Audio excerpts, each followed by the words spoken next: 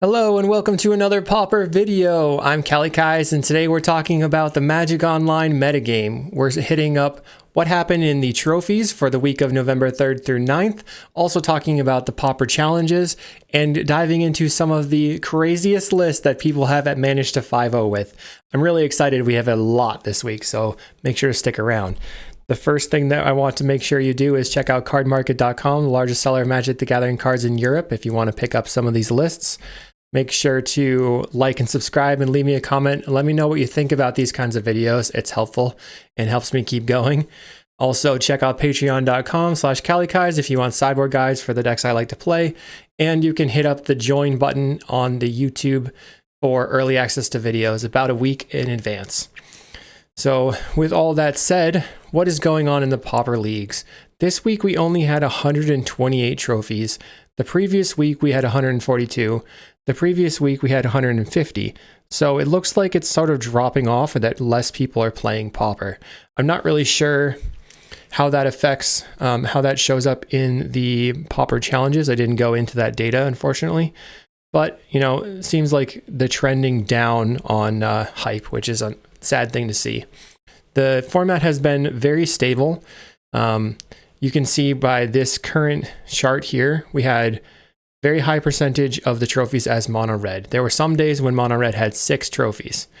We scroll down a little bit. We had 6 trophies, 5 trophies day.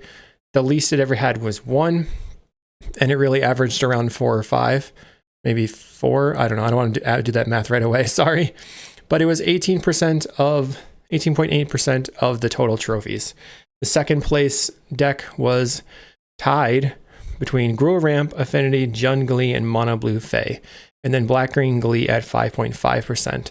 When you put the two Glee decks together, it's really Mono Red and then Glee, and then a few things behind it.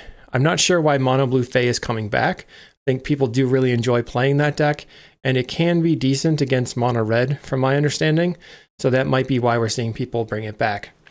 We also have a Rising deck with Jund Wildfire, 3.9% of the metagame, but this was most recently, I think it was created like 2 weeks ago, and it's essentially the Affinity list, but not playing Affinity other than your Refurbished Familiar, and you're just looking to grind out your opponent. It's very, very strong. Modern Horizons 3 Tribal.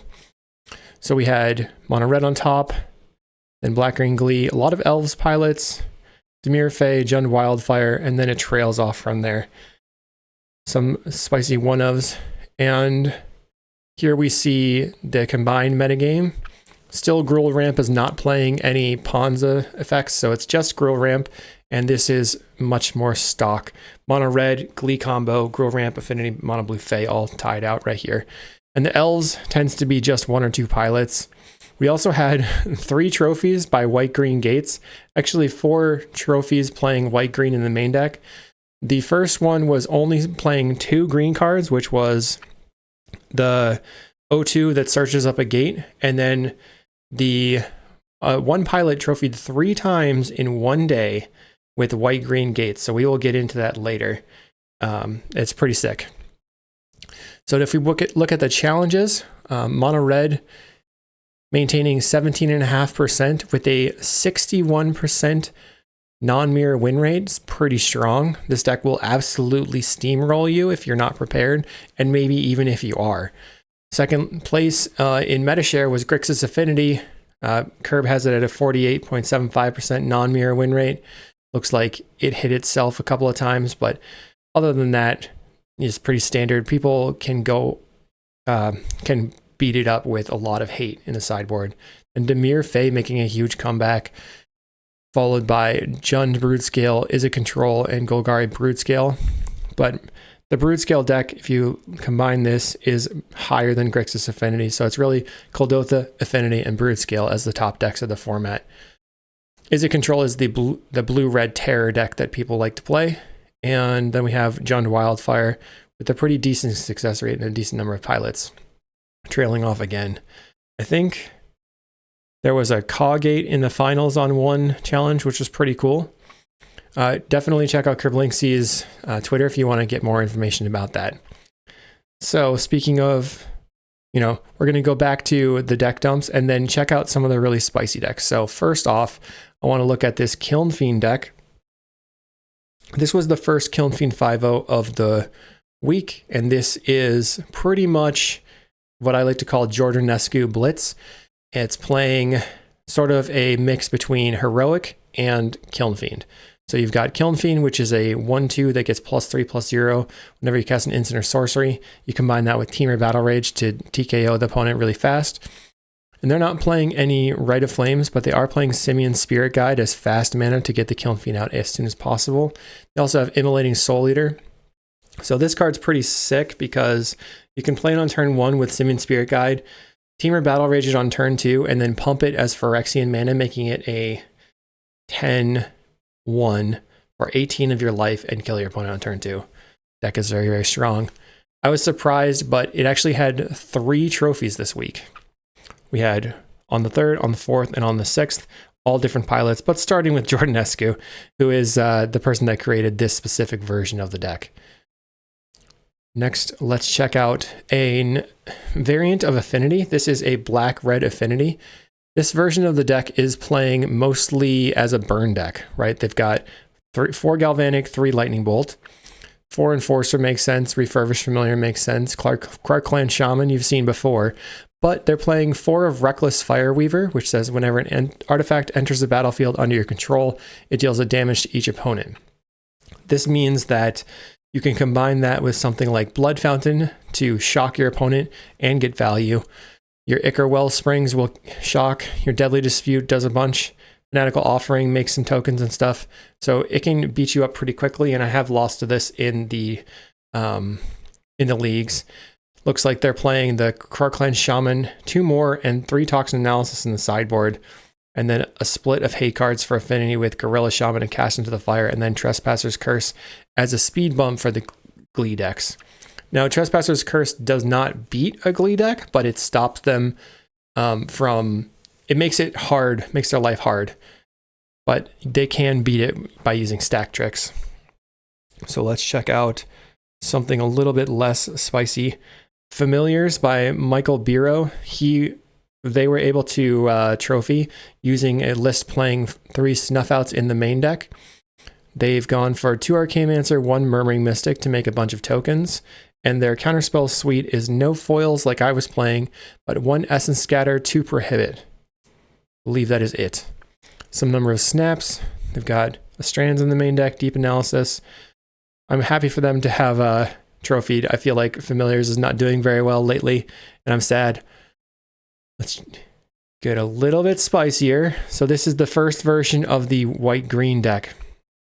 This is essentially White Weenie, but playing the Gates package with Basilisk Gate to pump up all your stuff. That makes your Sacred Cats a really big threat that just gains you lots of life. They're also playing 2 Outlaw Medic for 6 total life gain creatures, and this is the Gate Creeper Vine I was talking about. Oh, and they are playing 4 Malevolent Rumble. So I was wrong. This is the version of the deck, and then later in the week, they were playing 1 red card, 4 for red Elemental Blast in the sideboard. So that's pretty awesome to see. Using the Gates to splash stuff and having a lot of success. Malevolent Rumble in this Gates Weenie deck makes a lot of sense. It helps put all of your flashback stuff to the graveyard. They've got 4 Thraben Charms in the main deck to deal with something like Glee. Getting rid of that, I saw this really sweet Goblin combo deck, and this was not the one I was looking for. This is the one I was looking for. Here we go. This was the League deck. It's basically the regular version of the deck, Splashing Writhing Chrysalis. We are seeing the Jund Glee deck, Splashing Writhing Chrysalis, and it kind of makes sense. You're going to go through your opponent by having a giant guy, or you'll combo through him. So that's awesome. That's something that I'm interested in trying out. Now we have 2 more decks. One is black or mono black zombies, playing 4 Street Wraiths in the main deck. And then they've got, it's basically like a sacrifice deck. They got a Greedy Freebooter, Shambling Ghast, Corrupted Conviction and Village Rites, and Deadly Dispute. And then they're playing Fear of Lost Teeth. Wow. Carrion Feeder to sacrifice stuff. Gixian Infiltrator grows. They even have Reaping the Graves. Whoa. And Snuff Out. This deck is wild. It might be interesting in a deck like this, whether you're playing Reaping the Graves, to also play something like Songs of the Damned and then be sort of a mid-range aggro Cycle Storm kind of deck. And then the creme de la creme, Mono Black Devotion. This is one of the people's favorites. It's awesome to see the pilot Dimust managed to get a trophy. Everybody's favorite Gray Merchant. Put him on the table and drain out your opponent for lethal. So if you're looking to bring back your Mono Black Devotion, maybe check out this list. They're playing Trolls, Defile, Cast Down, Exhume. They've got the Troll Exhume package to have a big troll early. And then otherwise, it looks pretty stock. So just happy to have a Mono Black pilot make it there. So hopefully you enjoyed this look into the Pauper leagues and the spice. Let me know if there's anything that I missed, and I'll see you in the next video.